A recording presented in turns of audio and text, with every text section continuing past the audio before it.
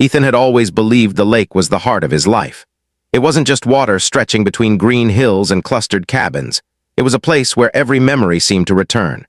He remembered summers spent fishing with his father, winters when the lake froze over like a sheet of glass, and spring mornings when the mist drifted across the surface like something alive. But more than anything, the lake was tied to his bridge. The bridge wasn't big, fancy, or modern.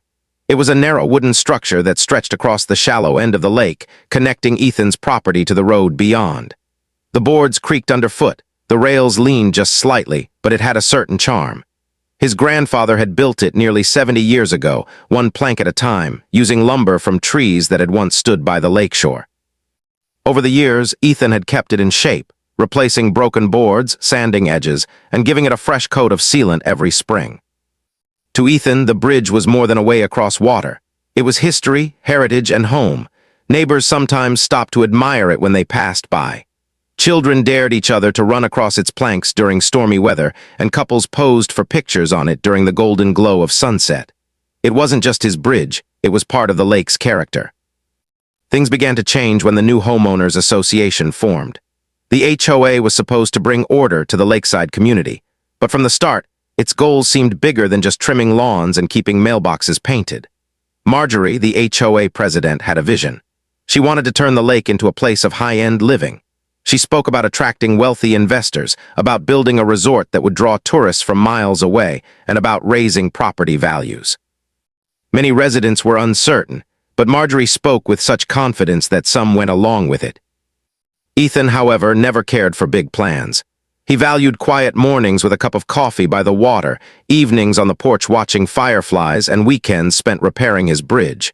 To him, the lake didn't need investors or resorts. It needed peace. At first, the HOA ignored him. They were too busy drawing up designs, hearing landscapers, and planning events to attract attention to the area. Ethan assumed they would leave him alone.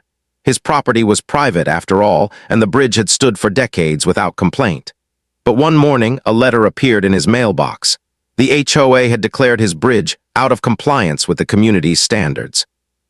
Ethan frowned as he read the words, out of compliance. The bridge wasn't a community structure. It was on his land, and his family had built it long before any HOA even existed. Still, the letter carried a tone of authority, as if the decision had already been made. At the next HOA meeting, Ethan brought the letter with him.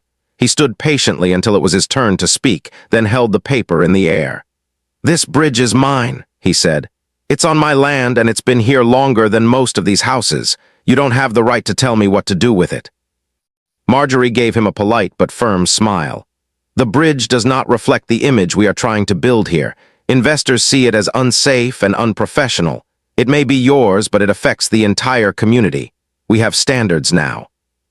Ethan wanted to argue further, but he could see from the board members' faces that they had already decided. They weren't interested in history, memories, or charm. They were interested in a future where the lake sparkled with resort lights and money flowed through the community. To them, the bridge was in the way. That evening, Ethan walked across the bridge slowly, his boots pressing against the familiar creak of the planks. He ran his hand along the worn wooden rail, remembering his grandfather's rough voice saying, "Take care of this bridge, Ethan. It'll take care of you." He had never imagined anyone would threaten it. He had never imagined neighbors he barely knew would suddenly believe they had the power to erase his family's work. For the first time in years, the lake felt different. The stillness of the water no longer calmed him, it made him restless. He could feel something shifting, as if the lake itself understood that a storm was coming. And deep down, Ethan knew this was only the beginning. The sound of machinery woke Ethan early one morning. At first, he thought it was distant road work, but when the rumble grew louder and the sharp whine of saws cut through the air, he hurried outside. His heart sank the moment his eyes landed on the bridge. 2 trucks were parked by the water's edge, and a small team of contractors in bright vests were already at work. One man was pulling nails from the planks, another had started cutting sections of wood, and 2 more were piling the removed boards into a trailer. Ethan stormed down the hill toward them. "What are you doing?" he shouted, his voice echoing across the quiet morning lake. The workers paused but didn't answer right away. One finally gestured toward a clipboard. "We're with the association, orders to remove this structure." "It's not their structure," Ethan said firmly. "It's mine, on my property, you can't touch it." Before the worker could respond, a familiar voice rang out. Marjorie stood near the trucks, clipboard in hand, sunglasses hiding her eyes. She walked toward Ethan with a confident stride, as though the entire scene were perfectly ordinary. "This is necessary," she said smoothly. "The bridge is unsafe. It doesn't meet the standards outlined in our community agreement." Ethan clenched his fists. "I never signed any agreement giving you control of this. This bridge has stood for 70 years. You can't just tear it down because you don't like how it looks." Marjorie tilted her head, still smiling. "The resort investors were very clear. They want a certain image. The bridge doesn't fit. Once the resort is open, everyone's property values will rise, including yours. You should be thanking us."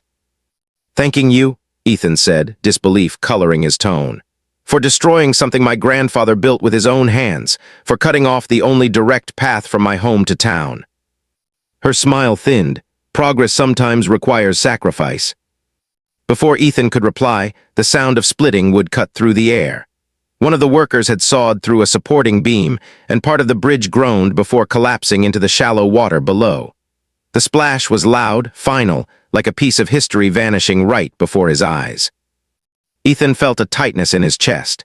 He wanted to rush forward to stop them, but he knew confronting the workers wouldn't solve anything. They were just following orders. It was Marjorie who had orchestrated this, Marjorie who had decided his family's legacy was disposable. By midday, the bridge was gone. Only jagged stumps remained where the beams had once anchored into the ground. The lake looked strange without it, empty and unfamiliar. Ethan stood silently on the shore, his jaw clenched, his mind whirling. Neighbors gathered at a distance, whispering among themselves. Some looked sympathetic, shaking their heads at the destruction. Others, eager for the resort's promises, avoided his eyes. Ethan didn't blame them, but their silence cut deeper than words. That evening he sat on his porch staring at the water. Without the bridge, the nearest road connection was nearly 6 miles away.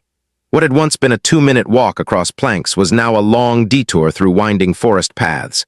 The HOA hadn't just taken wood and nails, they had stolen time from his life. Ethan called Marjorie later that night, his voice steady but firm. "You owe me for that bridge. It was private property. I expect compensation." Her response was clipped, dismissive. "The association acted within its rights. There will be no compensation. If you feel strongly, you may file a complaint at the next meeting." Then the line went dead. Ethan lowered the phone slowly. He had expected resistance, but the cold finality in her tone told him everything. The HOA didn't see him as a neighbor. They saw him as an obstacle. For days afterward, Ethan tried to carry on as usual, but every errand reminded him of the loss. Every trip to town meant driving the long way around. Every glance at the lake reminded him of the absence where the bridge once stood. The HOA may have believed they had finished the matter, but to Ethan, it felt unfinished, unresolved, and deeply unjust. One evening, as the sun dipped low and turned the lake golden, Ethan walked to the far end of his property. There, hidden behind thick trees and overgrown brush, stood the dam. Old but sturdy, its stonework still held strong. His grandfather had told him stories about maintaining it, about how the water levels of the entire lake depended on its gates. Ethan placed his hand on the cool stone. The HOA had taken his bridge, dismissing his history and rights, but they didn't know about this. They didn't realize the quiet power resting at the edge of his land. For the first time since the bridge had been destroyed, Ethan felt a flicker of calm. Not the calm of surrender, but the calm that comes when a plan begins to take shape. Ethan tried to focus on his routine after the bridge was gone, but every day seemed to carry a reminder of what had been taken from him. His morning coffee didn't taste the same without the sight of the bridge stretching across the lake. Trips into town were now longer and heavier, with every extra mile reminding him of the injustice.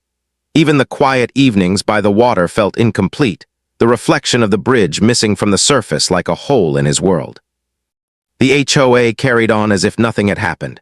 Trucks and construction crews rolled in daily, carrying supplies for the resort on the opposite shore. Large signs went up, announcing the future lakeside haven a $4 million luxury development. Glossy renderings showed gleaming cabins, sparkling docks, and manicured paths. To many neighbors, the promise of new wealth and prestige was exciting. To Ethan, it was a billboard of arrogance. He attended the next HOA meeting, determined to press them again about the destruction of his bridge. When his turn came, he stood before the board and held up a folder of documents, deeds, photographs, and even a faded blueprint drawn by his grandfather. "This proves the bridge was mine," he said clearly. "You destroyed private property without permission. I expect restitution." Some of the residents in the audience nodded, whispering among themselves. But Marjorie, seated at the center of the long table, didn't waver. She folded her hands and spoke in the same calm, rehearsed tone as always. "The association's actions were in the best interest of the community," she said. "The bridge was unsafe and did not reflect the standard we are building. As for restitution, there will be none. This matter is closed." Ethan's jaw tightened. "Closed for you maybe, not for me." Marjorie's smile flickered. "Be careful, Ethan. You don't want to make yourself the enemy of progress." The words were soft, but their meaning was sharp. A few board members shifted in their seats, uncomfortable. The meeting moved on quickly, but Ethan's point was clear. He would not let the matter drop. Afterward, neighbors approached him quietly. Some offered sympathy, telling him they missed the charm of the bridge. Others avoided him, unwilling to be seen taking sides. It was clear that the HOA's influence weighed heavily over the community. That night, Ethan sat by the dam once again. The steady trickle of water from the gates was the only sound. He thought about how the HOA had dismissed his history, his rights, and even his voice. He had tried reason. He had tried fairness. Both had been brushed aside like they meant nothing. His grandfather's words echoed in his memory. "The one who controls the water controls the land." At the time, he had thought it was just an old saying, but now it felt like something more. The lake's health, its depth, and even the success of the new resort, all of it depended on the water level, and the water level depended on the dam.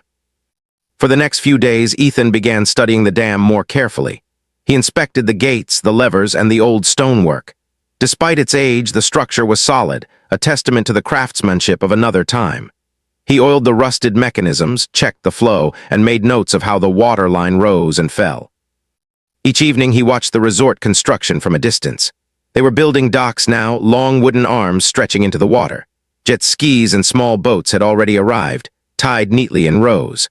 The whole design relied on a steady, full lake. Without it, the docks would tilt on mud, and the sparkling waterfront promised in their glossy brochures would become nothing more than cracked ground. The realization gave Ethan a quiet sense of power. He didn't share it with anyone, not even the few neighbors who seemed to support him. This was his knowledge, his inheritance, and his choice. One afternoon, as he returned from town, he passed Marjorie speaking with a group of investors near the resort site. She was smiling, her hands moving grandly as she described the future. "This lake will be the jewel of the county," she said loudly. "Everything here is under control." Ethan couldn't help but glance toward the dam in the distance. Under control, she had said. Perhaps she believed that. Perhaps the investors believed it too, but Ethan knew better. He parked his truck at his cabin and walked down to the water's edge, standing where his bridge had once been. The stumps of the old beams still stuck out of the mud, silent witnesses to the fight that had only just begun. The HOA had taken something from him. They had stripped away his history without care, convinced that money and progress excused everything. But Ethan wasn't beaten. He was watching, waiting, and preparing. The lake was his home, and the dam was his leverage. The HOA might have thought the story ended when they tore down the bridge, but in truth, it was only the beginning of a much larger battle, one they never even realized was coming. The following week brought heavy rain. The sky stayed gray for days, and the lake swelled with runoff from the hills. Ethan watched the rising water with a careful eye. To most people, the storm was nothing more than an inconvenience, but to him, it was a chance to study how the dam responded under pressure. Every evening, he walked down the narrow trail that led to the structure. The dam looked almost forgotten, its stonework covered in moss and vines. But up close, it was strong, dependable, and waiting for hands that knew how to guide it. Ethan remembered walking here as a boy with his grandfather, listening to him explain the gates, the levers, and the importance of maintaining balance. "The lake is alive," his grandfather had said. "It breathes through this dam. Respect it, and it will respect you." Ethan placed his hand on the cold iron handle of the main gate. Even after all these years, the metal moved with surprising ease. He adjusted it slightly, listening to the water gush louder as the flow increased. Then he pulled it back just as carefully, watching the current settle into its steady rhythm again. The control was absolute. A twist of the handle and the lake would rise. A pull of the lever and it would fall. Ethan realized then that the HOA had overlooked something vital.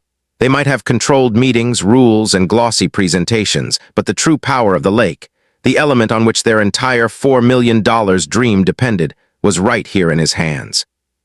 The next day, Ethan drove into town for supplies. On his way back, he noticed new banners hanging at the resort site. "Grand opening in 90 days, they declared in bold letters. Workers were hammering beams, painting cabins, and hauling in decorative lamps for the walking paths. The HOA members stood proudly at the center of it all, smiling at anyone who passed. Marjorie was there too, speaking with an investor dressed in a sharp suit. Ethan slowed his truck just enough to catch part of the conversation.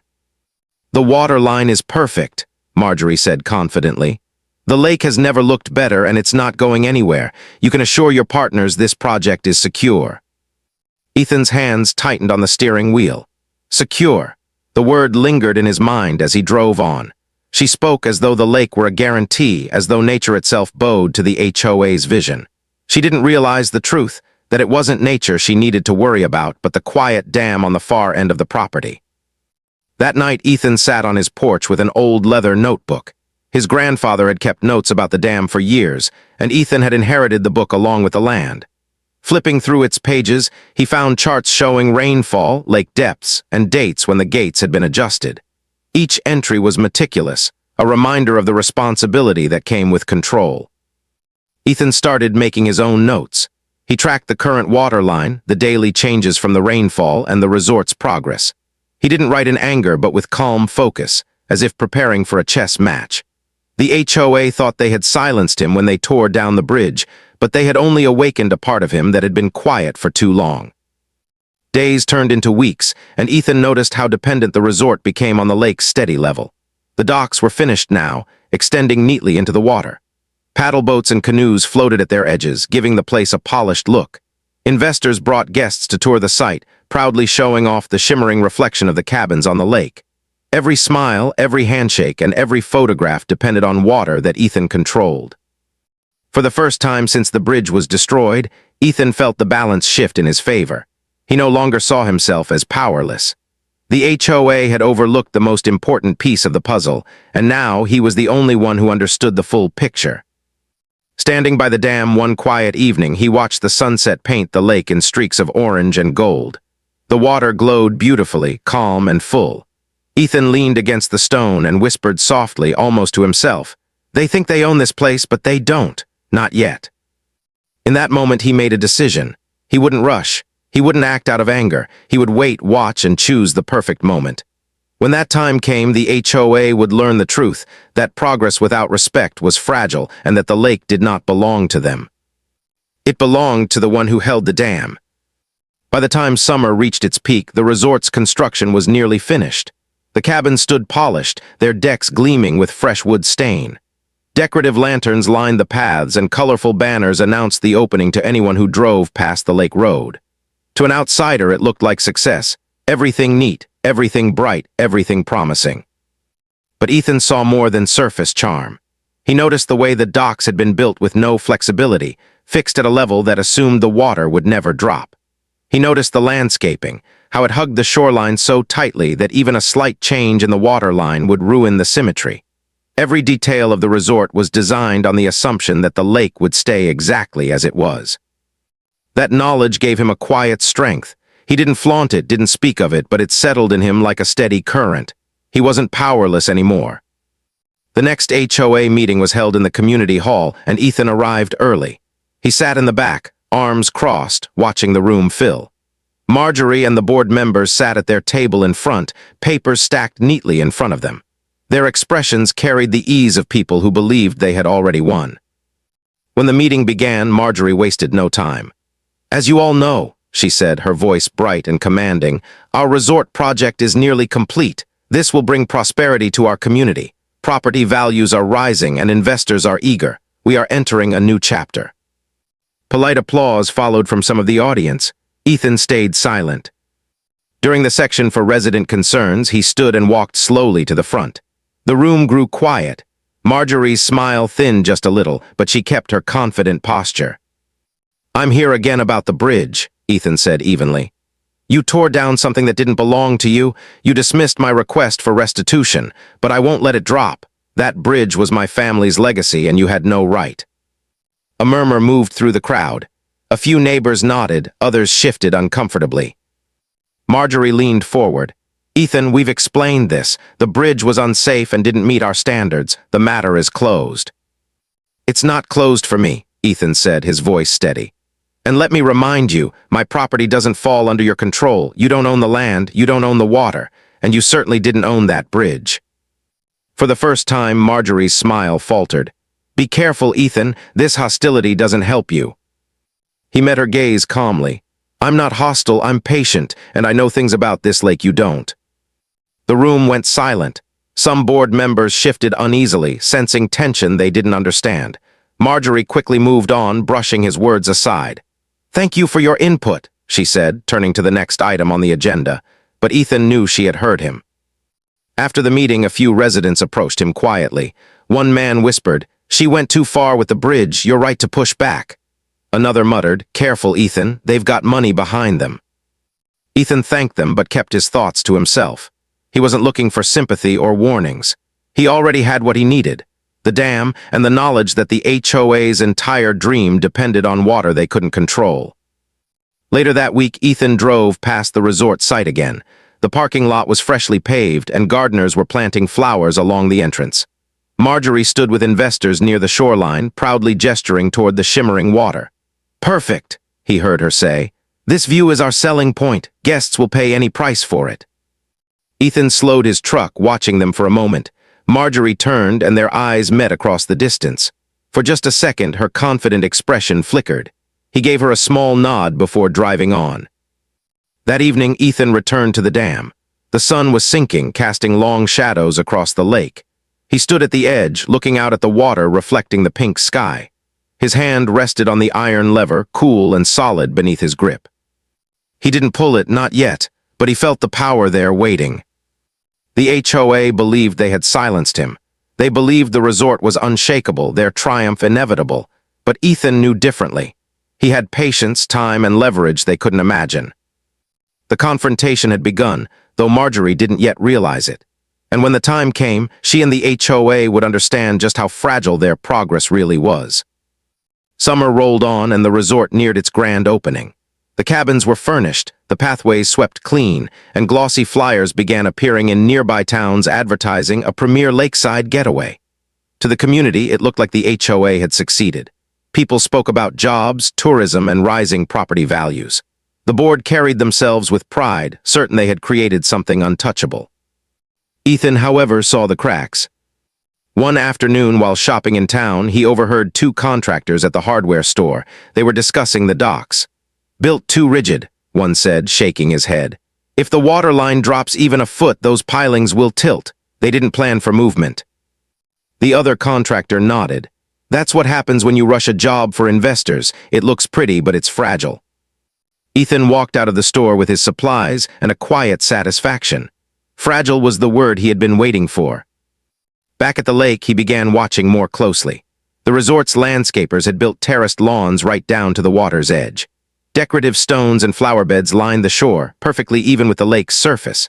It all looked impressive, but only as long as the water stayed high. A small drop would leave the edges dry and awkward. A larger drop would expose mud and roots, spoiling the illusion of perfection. Each evening, Ethan visited the dam. He inspected the levers, cleaned away fallen branches, and tested the flow of water. He didn't make drastic changes, only small adjustments to understand how quickly the level responded. His grandfather's old notebook became his guide, and Ethan filled the margins with his own observations. The more he studied, the clearer it became. The HOA had gambled everything on something they couldn't control. They had assumed the lake would always remain steady, never realizing that a single person held the key to its balance. One evening, as Ethan sat by the dam with the notebook on his lap, a neighbor approached quietly. It was Mark, a long-time resident who lived 2 houses down. He hesitated before speaking. Ethan, I wanted to say something about the bridge. A lot of us thought what they did was wrong. We just didn't speak up. Ethan nodded, not taking his eyes from the water. Silence speaks too. Mark sighed. You're right, but listen, I've heard rumors. The HOA is stretched thin. They borrowed against future resort revenue to fund construction. If anything goes wrong, they don't have a safety net. That caught Ethan's attention. He turned to look at his neighbor. Borrowed. Mark nodded. Yes, investors want results. If the resort fails, the HOA fails with it. Ethan thanked him, and Mark walked back up the trail, leaving Ethan alone with his thoughts. The information confirmed what he had begun to suspect. The resort wasn't just a project, it was the HOA's lifeline. Without it, their plans and their authority would collapse. As night settled over the lake, Ethan stood and placed his hand on the dam's iron lever. He didn't move it, but the decision was already forming in his mind. He had been patient, studying and waiting. Now he understood his position fully. The HOA had destroyed his bridge, dismissed his history, and laughed at his rights. But they had unknowingly given him something greater in return: leverage. The time was approaching when he would use it, not out of rage, but out of principle. The HOA had claimed to act for the greater good, yet they had ignored the very people who lived by the lake. They had chosen profit over respect. Ethan would remind them that the lake was not theirs to control. As he walked back toward his cabin, the lights of the resort flickered across the water. Music played faintly from a speaker as workers celebrated another day of progress. To them, the lake was a backdrop for business. To Ethan, it was home, and no amount of banners or promises would change that. That night, Ethan sat at his table and wrote a single line in his grandfather's notebook. They built their dream on water. I hold the gates. The decision was clear. All that remained was choosing the right moment to act.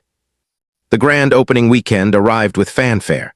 Cars lined the newly paved parking lot, and guests in crisp summer clothes wandered the resort grounds. A live band played near the docks. Children splashed in the shallow water, and the HOA board stood proudly near the entrance, greeting visitors as if they had built the lake themselves. Ethan stayed back, watching from his porch across the water. He could hear the faint echo of laughter and music drifting across the calm evening air. To anyone else, it looked like triumph.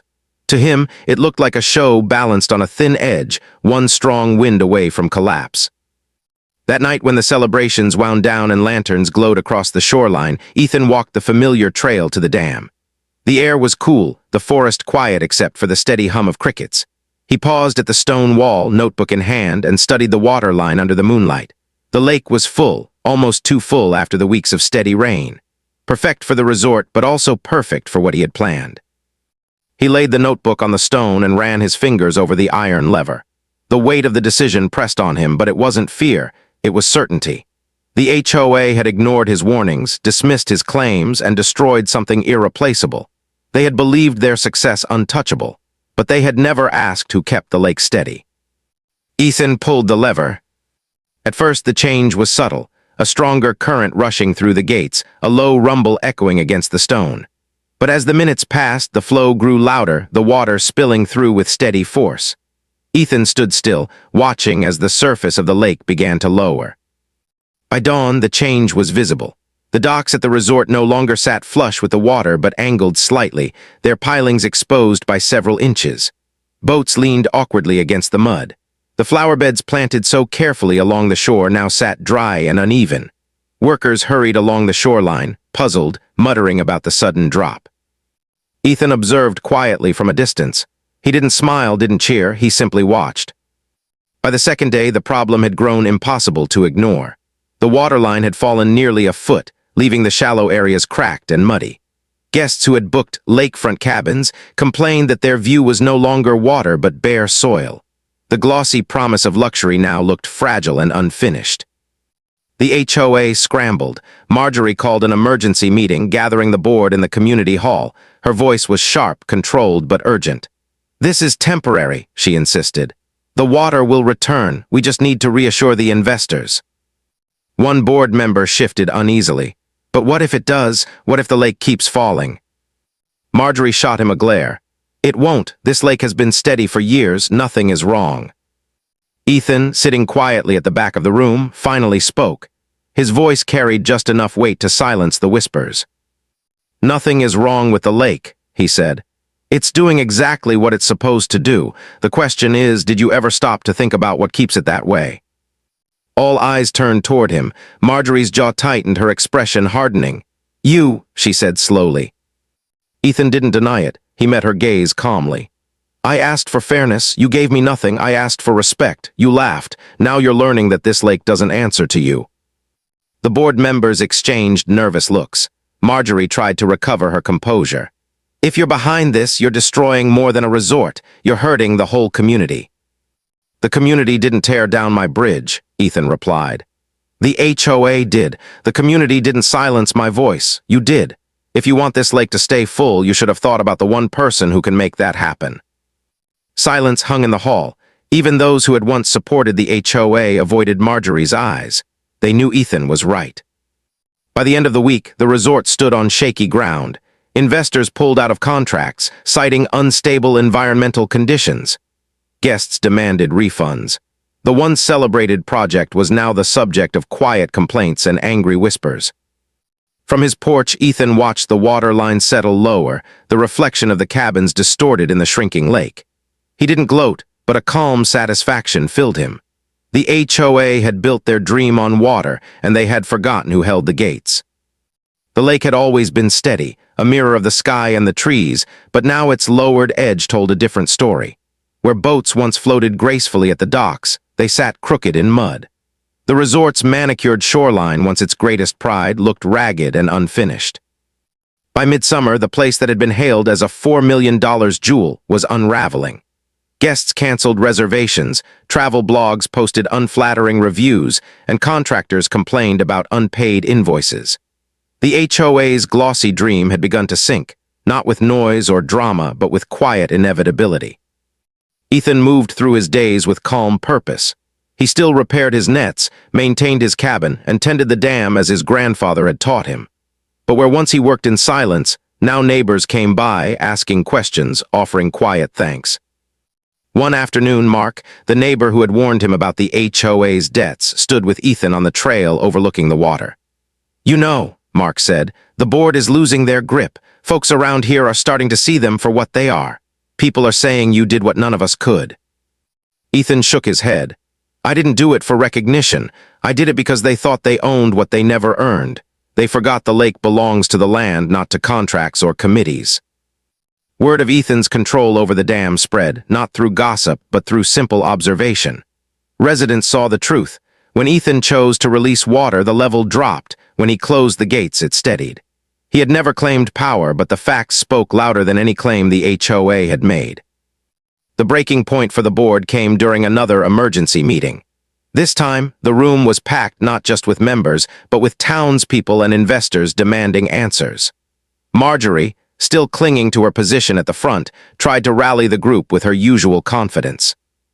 This is a temporary setback, she declared. We have already contacted state officials to evaluate the dam. Once it's managed properly, the resort will thrive again. Ethan stood up from the back row, his presence calm but undeniable. The dam is already managed properly, he said. It always has been. The problem isn't the lake, it's the way you built your dream on it without understanding it first. The room fell silent. Investors glanced at one another, then at Ethan. Even some board members shifted uncomfortably in their chairs. Marjorie's voice trembled with controlled frustration. You're undermining years of work. No, Ethan replied steadily. You undermined yourselves when you tore down my bridge, when you ignored history, and when you acted as if this lake was a stage for profit instead of a living part of this place. The weight of his words settled in the hall. No one challenged him. For the first time, the board's authority crumbled under the truth. Within weeks, the resort was abandoned. Investors withdrew, workers left unpaid, and cabins stood empty. Weeds began creeping through the cracks in the pathways, and the once-proud docks leaned uselessly over shrinking water. It was a monument to arrogance, a reminder that the lake did not serve ambition. But the community endured. Freed from the HOA's grip, neighbors began to speak more openly. They met on porches, helped repair one another's property, and shared stories of the land. Slowly, trust returned where rules and fines had once replaced it. One autumn morning, Ethan walked across the trail where his bridge had once stood. The remains of the old beams still jutted from the soil, half hidden by grass. He paused, resting a hand on the worn wood. For a moment, he imagined his grandfather beside him, nodding quietly as if to say the lesson had been carried on. From the ridge, he looked down at the dam. The gates were steady, the flow of water calm. The lake had lowered, but it still shimmered in the morning light. It would recover as it always had. Neighbors began greeting him with respect, not as a hero, but as someone who had reminded them of a truth they had nearly forgotten. The land remembers who cares for it. That evening, Ethan wrote the final entry in his grandfather's notebook. The ink bled into the old paper, the words simple but firm. They built for themselves but forgot the lake. I reminded them. He closed the notebook, set it on the table, and sat quietly as the sun dipped behind the ridge. The water reflected the sky in shades of orange and gold, steady once more, belonging to no one and everyone at once. The HOA had come and gone, their $4 million dream vanished like a ripple in the current. But the lake endured, and so did Ethan. Its quiet keeper, its steadfast guardian, the man who had opened the gates and let arrogance wash away.